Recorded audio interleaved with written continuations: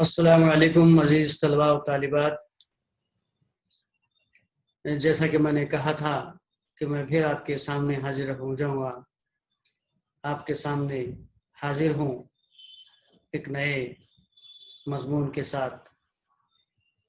آج کا ہمارا موضوع ہے غزل ہے، میر تقی میر کی پہلی غزل کی تشریح ہوگی انشاءاللہ تعالی۔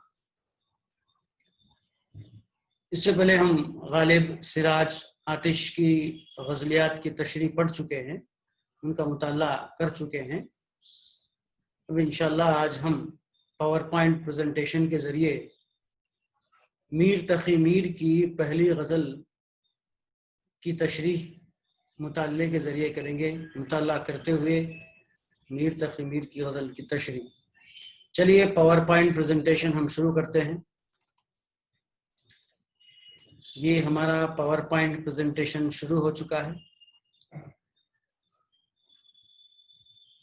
یہ میرا تعارف ہے، doctor Syed Saifullah, assistant professor of Urdu, government degree college Chanchalguda, Hyderabad.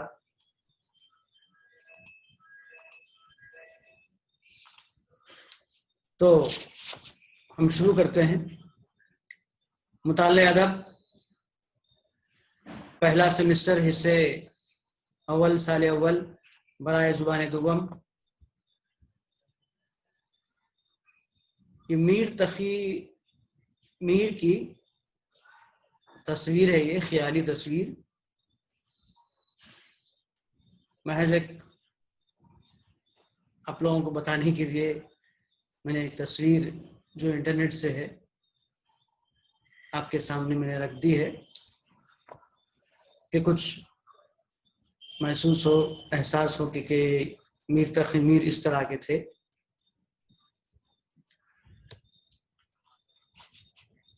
بھی ہم غزل کی تشریح سے قبل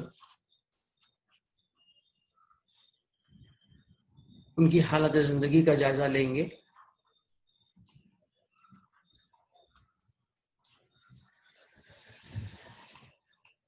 میر تقی میر نام محمد تقی تھا، میر محمد تقی، تخلص بھی میر رکھا انہوں نے۔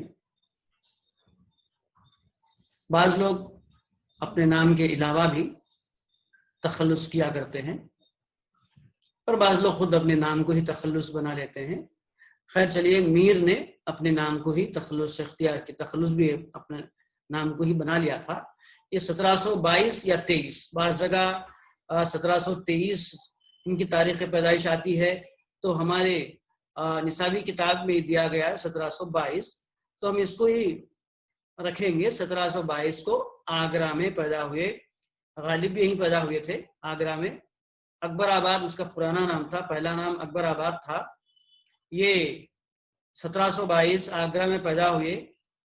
ان کے والد کا نام محمد علی متقی تھا، اور میر کم سن کے ہی تھے، ابھی کم عمر ہی تھے کہ ان کے والد کا انتقال ہو گیا تھا۔ اکثر غالب کے ساتھ بھی ایسا ہی ہوا تھا کہ ان کے والد صاحب کا بھی انتقال ہو گیا تھا۔ اسی طرح یہ دونوں چیزیں ان کے پاس یکساں ہیں، میر اور غالب کے پاس۔ میر کے والد صاحب کا بھی انتقال ہو گیا، کم سنی میں ہی، کم عمر تھے ابھی۔ والد نے تعلیم و تربیت کی، ابھی 10 برس کے بھی نہ تھے کہ والد کا بھی انتقال ہو گیا۔ تو والد کے انتقال کے بعد فکر معاش بھی لگی رہی ان کو، فکر معاش میں پریشان تھے۔ فکر معاش میں اپنے وطن، مادری وطن آگرہ، اکبر آباد سے نکل کر دہلی کا رخ کیا انہوں نے۔ سمسام الدولہ تک رسائی ہوئی، ایک نواب تھے دلی میں سمسام الدولہ، وہاں تک ان کی رسائی ہوئی تھی، وہاں تک وہ پہنچے تھے کسی نہ کسی ذرائعوں سے۔ انہوں نے میر کے لیے 1 روپیہ روزانہ مقرر کر دیا، لیکن ایک ہی سال بعد سمسام الدولہ مارے گئے، کسی جنگ میں یا کچھ اور وجہ سے مارے گئے، ان کا انتقال ہو گیا۔ نادر شاہ کے حملے کے بعد دہلی سے اکبر آباد آئے، پھر اپنے وطن کو اکبر آباد کو لوٹ آئے، لیکن اطمینان نصیب نہیں ہوا، سکون قلب نہیں تھا ان کو۔ پھر دوبارہ دلی کا رخ کرتے ہیں۔ اب یہاں ان کی پریشانیاں شروع ہو گئی تھیں۔ ان کے والد صاحب کے محمد علی متقی کے 2 بیویاں تھیں۔ یہ دوسری بیوی کے بیٹے تھے میر صاحب۔ پہلی بیوی کا بیٹا جو تھا، ان کے سگے ماموں تھے سراج الدین علی خان ارزو۔ اب اس حساب سے ان کے لیے سوتیلے ماموں ہوئے۔ سراج الدین علی خان ارزو بہت مشہور شاعر تھے دلی کے۔ وہاں انہوں نے کچھ دن قیام کیا، ان کے پاس رہنے لگے تھے، سراج الدین علی خان ارزو کے پاس۔ ان سے بھی انہوں نے کچھ نہ کچھ سیکھا ہوگا، بہت بڑے شاعر تھے ریختہ کے۔ ادبی فکر اور ذوق کو اس سے کافی فائدہ ہوا، کچھ نہ کچھ فائدہ ہوا ان سے۔ انہوں نے سوتیلے بھائی کا برتاؤ میر کے ساتھ ٹھیک نہیں تھا۔ میر کے ساتھ سوتیلا بھائی جو تھا ان کے بڑی امی کا بیٹا جو تھا، ان کے ساتھ میر کے ساتھ برتاؤ ٹھیک نہیں تھا، سلوک اچھا نہیں تھا۔ اس نے سازشیں کی، سازش کر کے میر کو وہاں سے سراج الدین علی خان ارزو کے گھر سے بے دخل کرنا چاہا۔ اس لیے کچھ عرصے بعد یہاں سے بھی الگ ہو گئے۔ بیچارے یتیم بھی ہو گئے تھے، والد نہیں تھے۔ پھر روزگار کی تلاش، ایک راستہ نکلا تھا سراج الدین علی خان ارزو کے پاس کچھ دن قیام کرنے کا، ان سے کچھ فائدہ اٹھانے کا، لیکن یہاں سے بھی بیچارے مایوس ہو گئے، نا امید ہو کر نکل گئے، وہاں سے بھی الگ ہو گئے۔ خان ارزو کے انتقال کے وقت میر کی شاعری کی شہرت دور دور تک پھیل چکی تھی۔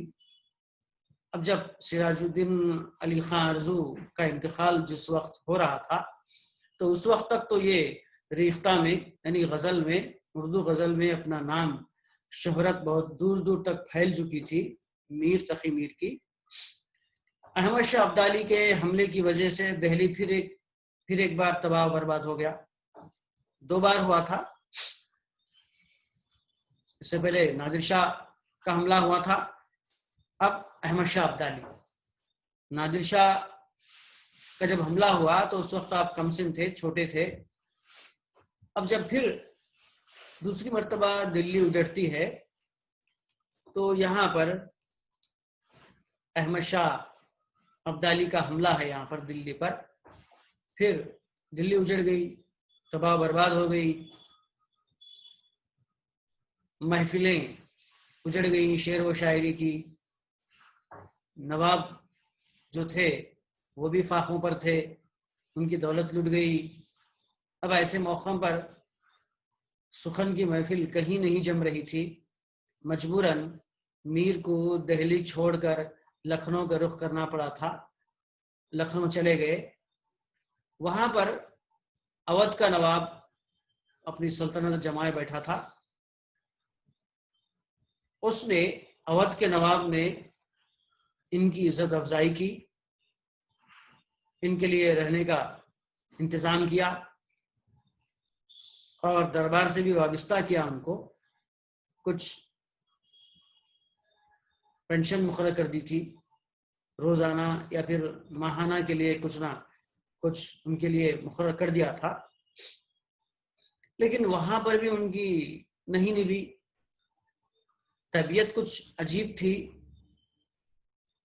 وہ کسی کو خاطر خواہ میں نہیں لاتے تھے، اس نواب سے بھی نہیں بنی، فاقہ کشی چلتی رہی۔ آخر کار 1810 کو لکھنؤ میں ہی انتقال ہوا۔ اب میر کی شاعری کے سلسلے میں ہم بات کریں گے کہ میر کا ایک فارسی دیوان اور اردو کے 6 دیوان ہیں۔ ان کے علاوہ بے شمار مثنویاں، ایک رسالہ فیض میر اور ایک تذکرہ نکات الشعراء اور سوانح ذکر میر ان کی یادگار ہیں۔ تقریباً تمام اصناف سخن میں طبع آزمائی تو کی ہے، لیکن غزل گوئی میں جو غیر معمولی شہرت انہوں نے حاصل کی میر نے، وہ کسی اور صنف میں ان کو حاصل نہیں ہوئی۔ یہی وجہ ہے کہ ان کو خدائے سخن کہا گیا۔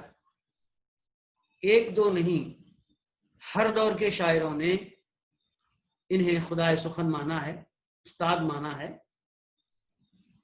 یہاں تک کہ غالب نے بھی ریختہ کہ تمہیں استاد نہیں ہو غالب کہتے ہیں، اگلے زمانے میں کوئی میر بھی تھا،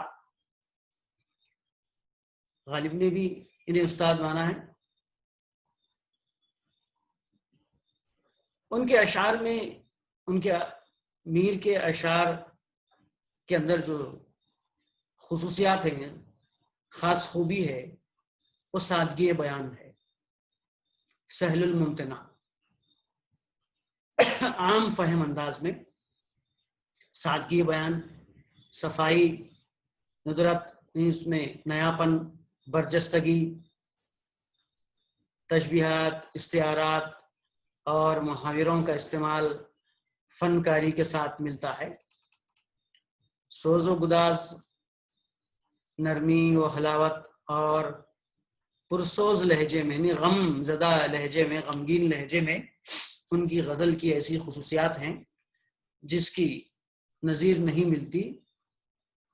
کوئی دوسرا شاعر، یا پھر میں یوں کہوں کہ کوئی دوسرا دیوان میر کی غزلیات سے نہیں، جس طرح کے میر کی غزلیات ہیں ان کے دیوان میں، اس طرح کسی اور شاعر کا دیوان نہیں ملتا۔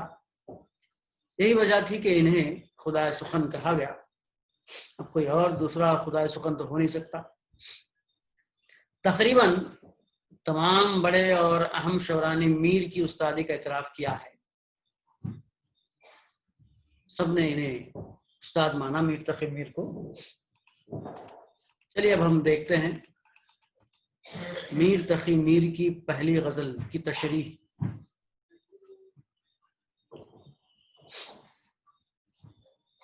میں غزل کا مطلع پڑھتا ہوں۔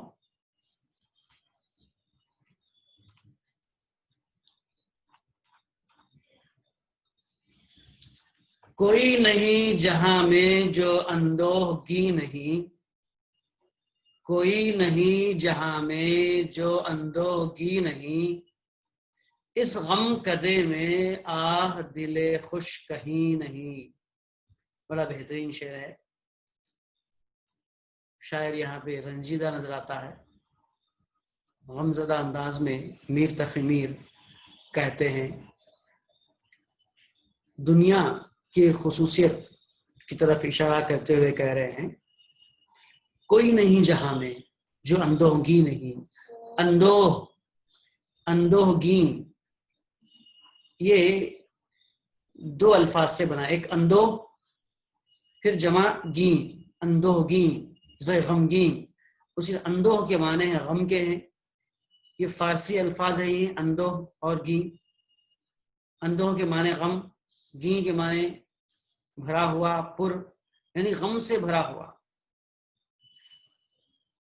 اب اس طرح ہم اندوہگی کے معنی لیتے ہیں رنجیدہ، غمگین۔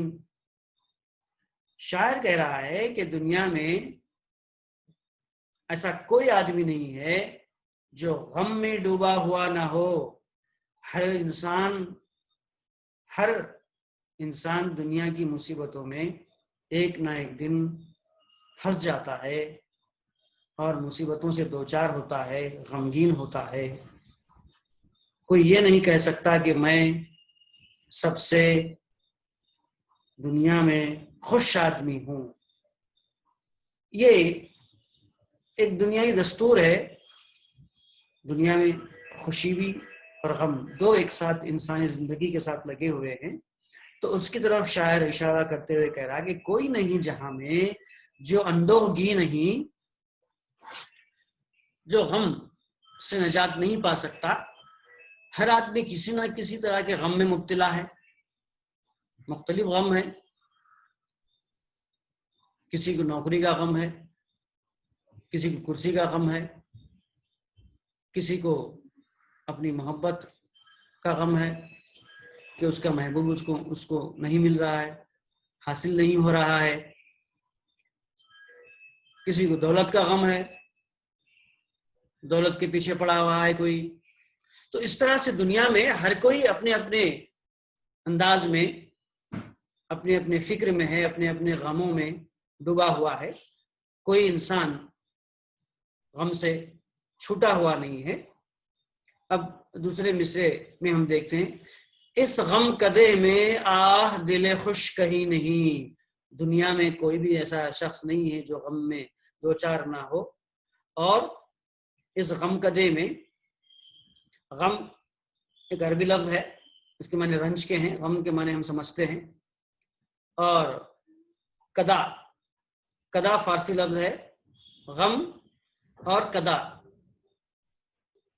فارسی لفظ، غم عربی لفظ ہے. کدا کے معنی مقام، جگہ، ٹھکانہ اس کو کہتے ہیں. کہ دنیا میں یعنی اس غم کدے میں، اس دنیا میں ہمیشہ خوش رہنے والا کوئی دل نہیں ہے. دل سے مراد یہاں انسان، کوئی بھی انسان غم سے فرار اختیار نہیں کر سکتا، غم سے چھوٹا ہوا نہیں ہے. ہمیشہ خوش ہے وہ دل، وہ انسان کا دل ہمیشہ خوش ہے. ایسا دنیا میں نہیں ہو سکتا کہ وہ غموں سے دو چار ہونا ہی پڑے گا اس کو، اس کے دل کو، انسان کو درنج مصیبتوں سے چھٹکارا نہیں پا سکتا. بلکہ ایک نہ ایک دن خوشیاں جو آتی ہیں، خوشیوں کے بعد وہ پھر مصیبتیں بھی اس کو اپنی لپیٹ میں لے لیتی ہیں. تو اس کی طرف میر اشارہ کرتے ہوئے کہہ رہے ہیں کہ دنیا میں کوئی بھی ایسا انسان نہیں ہے جو اندوہگی نہیں ہے، جو غمزدہ نہیں ہے. اور یہ دنیا کا مقام ایسا ہے کہ اس غمکدے میں، اس دنیا میں کسی کا دل بھی ایسا نہیں ہے کہ وہ غموں سے دو چار نہیں ہوا ہو. میں ہمیشہ خوش رہتا ہوں، ایسا کوئی دل دنیا میں نہیں ہے، ایسا کوئی انسان دنیا میں نہیں ہے. چلیے ہم دوسرے شعر کی طرف بڑھتے ہیں. کرتا ہے درد داوے دریا دلی ابس، کرتا ہے درد داوے دریا دلی ابس، دامن نہیں میرا تو میری آستین نہیں. یہاں پر بڑے اچھے انداز میں شاعر اپنے آپ سے مخاطب ہے، ایک طرح سے کہہ رہے ہیں کہ میرا درد دریا دلی کے دعوے کر رہا ہے. بیکار میں ابس ایک عربی لفظ ہے، ابس کے معنی بیکار کے ہیں. بیکار میں میرا درد جو ہے دریا دلی کے دعوے کر رہا ہے کہ مجھ جیسا درد دنیا میں کسی کو نہیں ہے، مجھے ہی دنیا کا سب سے بڑا درد ہے، میں غموں سے دو چار ہوں. تو میر کو جو درد ہے وہ درد، یعنی شاعر کہہ رہا ہے کہ میں اکیلا ہی نہیں ہوں دنیا میں غمزدہ، میرا درد دعوے کر رہا ہے دریا دلی کا کہ میں ہی بہت بڑی مصیبت میں، بہت بڑے درد میں پھنسا ہوا ہوں. یہ بیکار دعوے ہے، یہ اس میں حقیقت نہیں ہے. دامن نہیں میرا تو میری آستین نہیں. یہ درد میں، مصیبتوں میں جو آہوازاری کر رہا ہے، رو رہا ہے، تو یہ اس کے رونے سے میرا دامن بھی نہیں بھیگا. یہ جو درد مجھے ہے، اس درد کی وجہ سے جو آنسو میری آنکھوں سے نکلتے ہیں، یہ میرا دامن ہی تر نہیں ہوا، میرا دامن تک تر نہیں ہوا. آستین تو بہت دور کی بات ہے.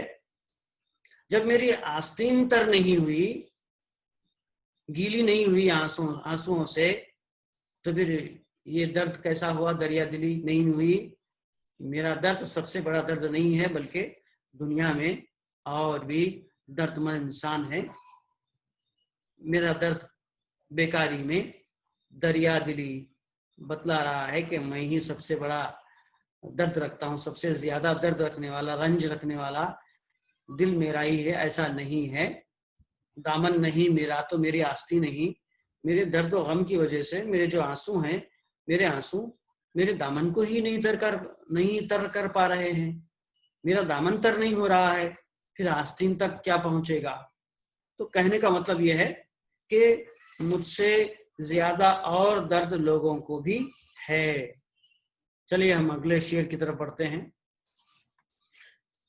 یہ درد کیونکہ اس کے کروں دل نشیں کہ میں،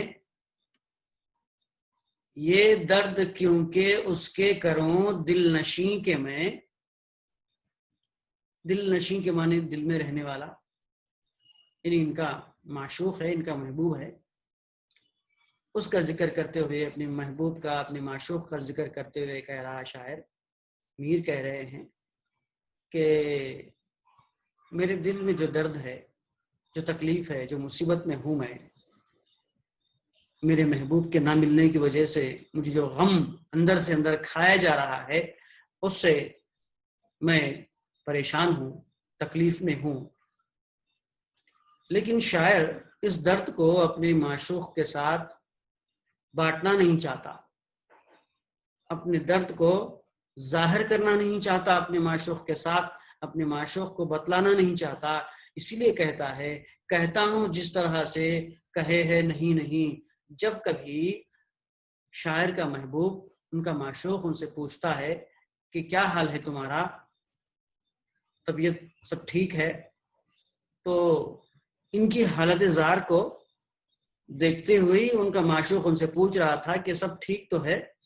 تو شاعر کہہ رہا کہ نہیں سب ٹھیک ہے، نہیں نہیں، کہتا ہوں جس طرح سے کہے ہے نہیں نہیں، میں سب ٹھیک ہوں، مجھے کوئی غم درد نہیں ہے. ایک معنی یہ ہوئے کہ محبوب کو، شاعر اپنے محبوب کو اپنا درد، غم اور رنج بتانا نہیں چاہتا، اس پر ظاہر کرنا نہیں چاہتا. ایک معنی یہ ہوئے. ایک اور اس کی تشریح یہ ہو سکتی ہے کہ وہ اپنی آنکھوں سے دیکھ رہے ہیں کہ میں درد و غم میں مبتلا ہوں، پریشان حال ہوں، اس کے باوجود بھی پوچھنے کا کیا مطلب؟ یہ سمجھنے سے عبارت ہے. ان کو سمجھنا چاہیے کہ میں غمزدہ ہوں، پھر اپنے منہ سے میں کیا بتاؤں کہ جو ہے میں غمزدہ ہوں، میں نہیں بتانا چاہوں گا. یہاں پر خودداری بھی ایک بات ہو سکتی ہے. یہ دو معنی اس کی، دو طرح سے تشریح اس کی ہو سکتی ہے. ایک تشریح یہ کہ میر اپنے محبوب کو، اپنے معشوق کو اپنا دل کا درد بتانا نہیں چاہتے، اپنے اندر ہی خفیہ رکھنا چاہتے ہیں. ایک اور مفہوم یہ ہے اس کا کہ ان کا محبوب سب کچھ جانتے ہوئے بھی پھر ان کا مذاق اڑا رہا ہے کہ کیوں، کیا بات ہے، کیسے ہو، حال سننا چاہتا ہے ان کے زبانی. تو وہ کہہ رہے ہیں کہ نہیں مجھے کچھ نہیں ہوا، کہنا نہیں چاہتا. سب کچھ جانتے ہوئے ان کا معشوق بن رہا ہے، انجان بنا ہوا ہے. تو شاعر کہہ رہا ہے کہ نہیں مجھے کچھ نہیں ہوا ہے. اس طرح دو طرح کے اس کے معنی ہو سکتے ہیں. چلیے اگلے شعر کی طرف میں بڑھتا ہوں. ماتھا کیا میں صرف سجود در بتاں، ماتھا کیا میں صرف سجود در بتاں، مانند ماہ نو کے میرے رب جبی نہیں. اب ہم دیکھتے ہیں اس کو. ماتھا کے معنی پیشانی. یہ ماتھا لفظ ہے، سنسکرت لفظ ہے یہ، اور سنسکرت نہیں بلکہ پراکرت کہیں گے. پراکرت لفظ ہے یہ ماتھا کہتے ہیں پیشانی کو. شاعر کہہ رہا ہے کہ میرا ماتھا میرے محبوب کے در کے آگے سجدے میں ہے ہمیشہ کے لیے، مانند ماہ نو کے میرے رب جبی نہیں. جبی کے معنی پیشانی کے ہیں. جبی لفظ فارسی ہے. جبین کے معنی بھی پیشانی کے ہیں، ماتھے کے معنی کے بھی پیشانی کے ہیں. یہاں پر ایک صنعت کا استعمال کیا ہے شاعر نے، میر نے صنعت کا استعمال کیا ہے. کون سی صنعت؟ کہ صنعت مترادفات. مترادف کے معنی ہم معنی الفاظ. ہم معنی الفاظ ماتھا پہلے شعر میں استعمال کیا ہے، پھر دوسرے شعر میں جبیں کا استعمال کیا ہے. ماتھا کے معنی بھی پیشانی کے ہیں، جبیں کے معنی بھی پیشانی کے ہیں. فرق یہ ہے کہ ماتھا جو لفظ ہے پراکرت لفظ ہے، اس کے معنی پیشانی کے ہیں، اور جبیں کے معنی بھی پیشانی کے ہیں. تو یہاں پر ہم دیکھتے ہیں، اس کی تشریح کرتے ہیں کہ شاعر کہہ رہا ہے کہ میں نئے مہینے، یعنی مہینے کا جو پہلے دن کا چاند ہوتا ہے، مہینے کی پہلی تاریخ کا جو چاند ہوتا ہے، وہ ایک جھلک دکھلا کے غائب ہو جاتا ہے، غروب ہو جاتا ہے، ڈوب جاتا ہے. وہ کسی کو زیادہ دیر تک نظر نہیں آتا، بس اپنی ایک جھلک دکھلاتا ہے پہلی تاریخ کا چاند، اور پھر وہ غائب ہو جاتا ہے. میں اس طرح نہیں ہوں. شاعر کہہ رہے ہیں کہ یہ چاند سے تشبیہ دیتے ہوئے کہہ رہے ہیں کہ میں اس چاند کے مانند نہیں ہوں. پہلی تاریخ کا جو چاند ہوتا ہے اس طرح نہیں ہوں کہ بس ایک جھلک دکھلایا اور غائب ہو گیا. میں تو ہمیشہ میرے محبوب کو خوش کرنے کے لیے ڈوبا رہتا ہوں، اس کے آستانے پر، اس کے گھر پر، اس کے چوکھٹ پر سر سجود کیے ہوئے ہوں. میں اسی کو خوش کرنے میں مصروف ہوں، میں کہ میرا محبوب مجھ سے کہیں ناراض نہ ہو جائے. میں اسی کی بات مانتا رہتا ہوں اور اس کو خوش کرنے میں صرف سجود در بتاں. بت کے معنی پتلا، یعنی یہاں پر پتلے کے معنی نہیں، ان کا معشوق ہے یہاں پر. یعنی میرے معشوق کو میں خوش کرنے میں مصروف ہوں. صرف کے معنی اپنے آپ کو وقف کر دینا، صرف سجود. میں اسی میں لگا ہوا ہوں، میرے محبوب کو خوش کرنے میں لگا ہوا ہوں. پھر بھی میرا یار، میرا محبوب، میرا معشوق مجھ سے خوش نہیں ہے، مجھ سے وفائی نہیں کر رہا ہے. یہ اس کی تشریح تھی. چلیے آگے بڑھتے ہیں ایک اور تشریح کی طرف.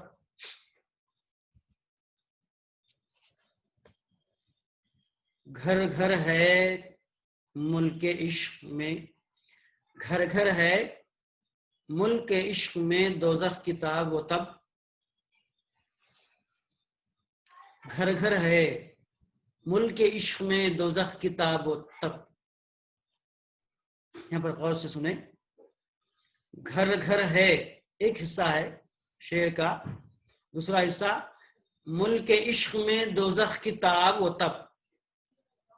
گھر گھر ہے ملک عشق میں دوزخ کی تاب و تب، بھڑکانا ہم کو شیخ یا آتش وہی نہیں. یہاں پر مولویوں کی طرف اشارہ کر رہے ہیں شاعر میر صاحب کہ اس وقت ایک روایت تھی کہ ملاؤں کو شیخ کے معنی یہاں پر مولوی کے ہیں، تو مولویوں پر طنز کیا جاتا تھا کہ وہ ڈراتے تھے لوگوں کو، اللہ کے عذاب سے ڈراتے تھے، دوزخ کی آگ سے ڈراتے تھے.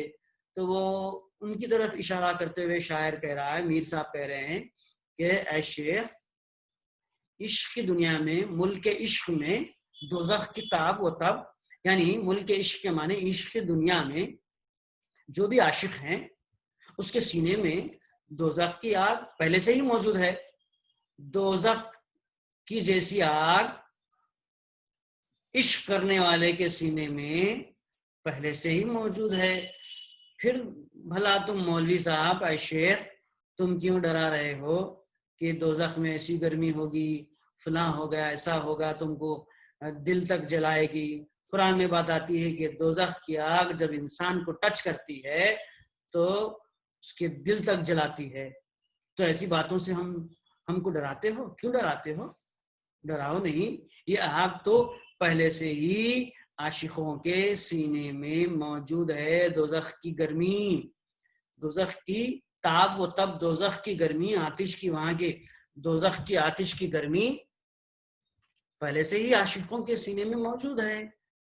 پھر کیوں اے شیخ ہم کو ڈراتے ہو، بھڑکاتے ہو؟ مت بھڑکاؤ. تو یہ شعر کے کہنے کا مطلب یہ ہے کہ طنز کر رہا ہے شاعر مولویوں پر کہ تم اپنی یہ بیان بازی، یہ واز بند کرو. سب جانتے ہیں سب کو معلوم ہے دوزخ کیا ہے، دوزخ کی گرمی کیا ہے، سب لوگ اس سے واقف ہیں، دنیا میں بھی مصیبتیں جھیل رہے ہیں. اب تم خواہ لوگوں کو نہ بھڑکاؤ. آتش، دوزخ کی جو آتش ہے، گرمی ہے، وہ گرمی کا تم جو ہے خوف دلا رہے ہو، یہ خوف مت دلاؤ. ہم جانتے ہیں، بخوبی واقف ہیں. جو عاشق ہے، ایک معنوں میں شاعر، ایک طرف مولویوں کو طنز کا نشانہ بنایا جا رہا ہے، تو ایک اور دوسری طرف ان کے محبوب کی طرف طنز کا نشانہ ہے کہ جو بھی عاشق ہے، عاشق اپنے معشوق کی طرف طنز کر رہا ہے کہ وہ ہم کو اتنی مصیبتیں دے رہا ہے، اتنی تکلیفیں دے رہا ہے کہ اتنے ایسی آگ ہمارے سینے میں جلی ہوئی ہے، غم کی آگ کی وجہ سے ہمارے سینے میں دوزخ کی جیسی گرمی پہلے سے ہی موجود ہے. ان کی طرف بھی طنز ہے، ان کے معشوق کی طرف عاشق اپنے محبوب کی طرف اشارہ کر رہا ہے کہ دوزخ کی آگ جیسی گرمی کا غم ان کا محبوب ان کو دے رہا ہے. پھر دوسری طرف ہم دیکھتے ہیں تو یہ مولوی ہمیں ڈرا رہا ہے آتش سے، دوزخ کی آتش سے. وہ آتش، دوزخ کی گرمی ہمارے اندر پہلے سے ہی ہے. یہ ہمارا محبوب بے وفا ہم کو یہ دکھ پہلے سے ہی دے رہا ہے. یہ دونوں طرف اشارہ ہے، محبوب کو بھی طنز کر رہا ہے شاعر، اور یہ مولوی کی طرف بھی طنز کا اشارہ کر رہا ہے. یہ ہم دیکھیں کہ دوزخ تو ہم جانتے ہیں کہ جہاں پر گنہگاروں کو جلانے کی جگہ کو دوزخ کہتے ہیں. قیامت میں جلنے کی جگہ، گنہگاروں کی جلنے کی جگہ ہے، آگ بھڑکتی ہے.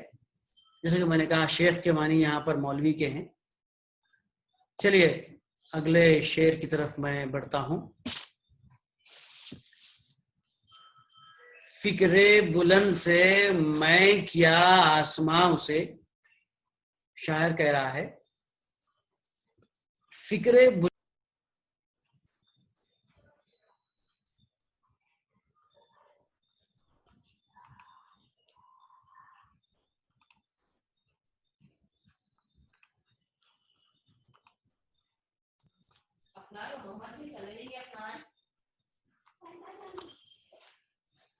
یہ اب میں میر کی غزل کا مقطع پڑھتا ہوں. آخری شعر میر کی غزل کا. فکر بلند سے میں کیا آسماں اسے، فکر بلند سے میں کیا آسماں اسے، ہر ایک سے میر خوب ہو وہ یہ زمین نہیں. بڑے اچھے انداز میں میر یہاں پر اپنے مقطع میں اپنے آپ کی تعریف کر رہے ہیں. ان کی شاعری سے وہ بخوبی واقف تھے، ان کے ہنر سے وہ بخوبی واقف تھے، اسی لیے وہ اپنے آپ کی تعریف کر رہے ہیں. کہہ رہے ہیں کہ میں نے اردو شاعری کو، خاص طور سے اردو غزل کو، میرے بلند فکر و تخیل کی وجہ سے آسماں تک پہنچا دیا. یعنی اردو غزل کو بلند و بالا مقام عطا کیا میں نے، یہ کسی اور کا کام نہیں. دوسرے مصرے میں شاعر کہہ رہا ہے کہ ہر ایک سے میر خوب ہو وہ یہ زمین نہیں. یعنی یہ کسی شاعر کے بس کی بات نہیں، ہر کسی شاعر کے بس کی بات نہیں ہوتی کہ اردو شاعری کو بلند و بالا مقام تک لے جائے. ہر کوئی اپنے آپ کو شاعر کہتا ضرور ہے، لیکن ہر شاعر کو بلند و بالا مقام عطا نہیں ہو سکتا. یہاں پر شاعر کہہ رہا، میر کہہ رہے ہیں کہ وہ میں ہوں بلند و بالا مقام عطا کرنے والا اردو شاعری کو، خاص طور سے اردو غزل کو. میرے بلند فکر کی وجہ سے، میرے بلند فن، فکر، تخیل کی وجہ سے میں نے اردو شاعری میں خاص طور پر اردو غزل کو آسمان تک پہنچا دیا، یعنی اس کو بلند و بالا مقام عطا کیا ہے میں نے۔ یہ تمام شعراء نے، ہر دور کے تمام شعراء میر کی استادی کو مانتے ہیں، میر کو اپنا استاد مانتے ہیں۔ ایک دور دو دور کا شاعر نہیں، ہر دور کی، ایون یہاں تک کہ غالب نے بھی میر کی استادی کو مانا ہے۔ اپنے ایک شعر میں انہوں نے میر کو استاد مانا ہے، ریختہ کہ تمہیں استاد نہیں ہو غالب، کہتے ہیں اگلے زمانے میں کوئی میر بھی تھا۔ غالب جیسا شاعر بھی میر کی تعریف کر رہا ہے اس اپنے شعر میں۔ تو یہ اپنی شاعری، فکر و فن کا بخوبی میر کو اندازہ تھا، یہی وجہ تھی کہ انہوں نے یہ بڑا حسین شعر کہا ہے۔ اس میں، اس شعر میں، اس مقطع میں ایک اور خوبصورتی یہ ہے کہ صنعت تضاد کا استعمال ہوا ہے۔ میں نے اس سے پہلے آپ سے کہا تھا کہ صنعت کے معنی لفظوں کے ذریعے شعر میں حسن و خوبصورتی پیدا کرنے کو صنعت کہتے ہیں۔ لفظ یا الفاظ کے ذریعے شعر میں خوبصورتی پیدا کرنا، حسن کاری پیدا کرنا، کلام میں حسن پیدا کرنے کا نام صنعت ہے۔ دیکھیے میر نے یہاں پر صنعت تضاد یعنی ضد، الفاظ کی ضد کا استعمال کیسے بڑے خوبصورت انداز میں کیا ہے۔ کیا اس میں خوبصورتی کس صنعت کا استعمال کیا ہے؟ دیکھیے، فکر بلند سے میں کیا آسماں سے، پہلے لفظ میں آسماں آ رہا ہے پہلے مصرے میں، دوسرے مصرے میں ہر ایک سے میر خوب ہو وہ یہ زمین نہیں، دوسرے مصرے میں زمین۔ میں نہیں سمجھتا کہ میر نے یہاں پر یوں ہی کہہ دیا ہو آسمان اور زمین، بلکہ میں یہ سمجھتا ہوں کہ یہ سوچ سمجھ کر میر نے شعر میں خوبصورتی پیدا کرنے کے لیے صنعت تضاد یعنی الفاظ کی ضد، آسمان کی ضد زمین ہے، اس کو کہتے ہیں صنعت تضاد۔ بڑا پیارا مقطع کہا ہے میر نے۔ اس صنعت تضاد کی وجہ سے میر کے مقطع میں بڑی خوبصورتی پیدا ہو گئی ہے۔ اس طرح کی شاعری کی وجہ سے ہی میر کو خدائے سخن کہا گیا ہے۔ کسی اور شاعر کے ہاں اس طرح کے مقطع نہ کے برابر ہیں، نہیں ملتے۔